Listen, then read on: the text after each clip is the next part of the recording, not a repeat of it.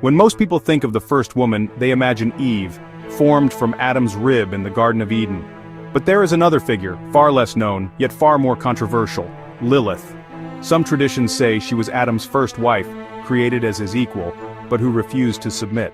Where Eve is remembered as the mother of humanity, Lilith became a symbol of rebellion, sexuality, and danger. In this video, we'll explore the differences between Eve and Lilith, their origins, their symbolism, and the way they continue to shape our understanding of womanhood and power.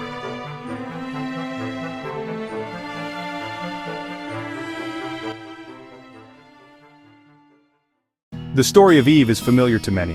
In the book of Genesis, we are told that God placed Adam in the Garden of Eden. Seeing that it was not good for Adam to be alone, God caused him to fall into a deep sleep, and from his rib fashioned a woman. She was called Eve, meaning the mother of all living. Eve's role was clear, to be Adam's companion and partner, yet her story quickly takes a dramatic turn. When the serpent tempted her to eat the fruit of the tree of knowledge, she gave in. She also offered the fruit to Adam, and he too ate. This act of disobedience, often called the fall of man, led to their expulsion from Eden. Over centuries of religious tradition, Eve came to symbolize human weakness, temptation, and sin. But she also represents curiosity, the quest for knowledge, and the first step toward free will. Some see her as the source of humanity's downfall, while others see her as the one who opened the door to human growth.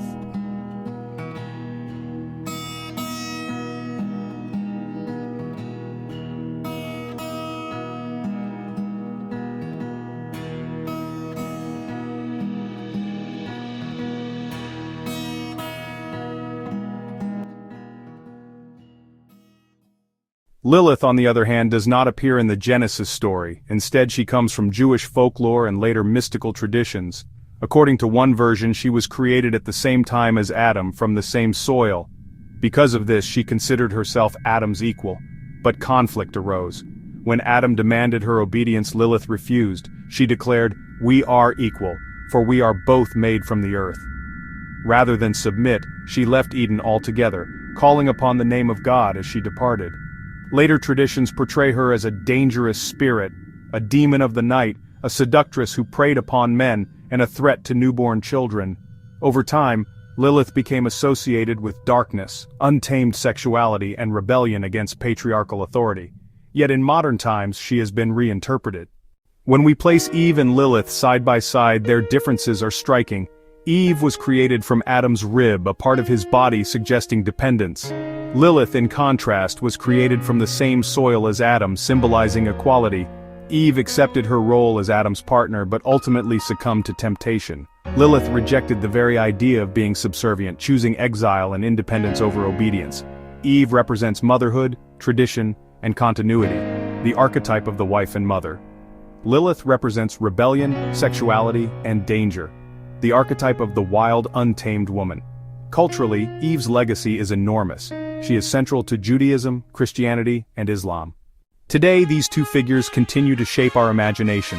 Eve often represents tradition, family, and the accepted path. Lilith has been reclaimed by feminist thinkers and artists as a symbol of female autonomy, strength, and resistance. Eve and Lilith are not just ancient figures but mirrors of how humanity has thought about women for thousands of years. Eve, the mother, remembered as the bringer of life and the bearer of sin. Lilith, the rebel, remembered as both demon and heroine. One walked beside Adam, the other walked away.